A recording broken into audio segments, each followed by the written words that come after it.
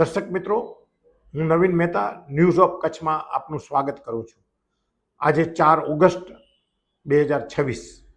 જોઈએ આજના સમાચાર.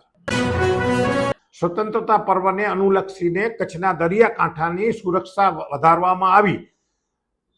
મરીન ટાસ્ક ફોર્સ દ્વારા ચેકિંગ ડ્રાઈવ હાથ ધરાઈ.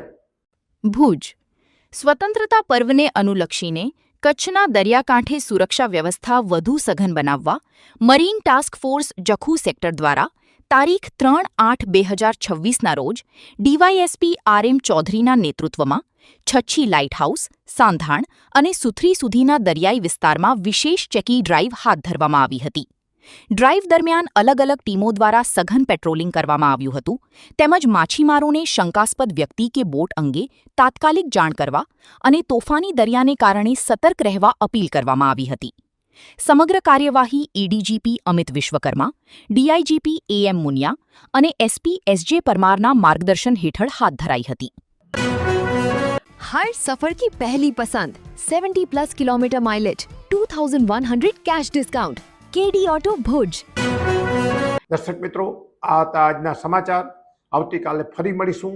ત્યાં સુધી મને રજા આપશો. નમસ્કાર.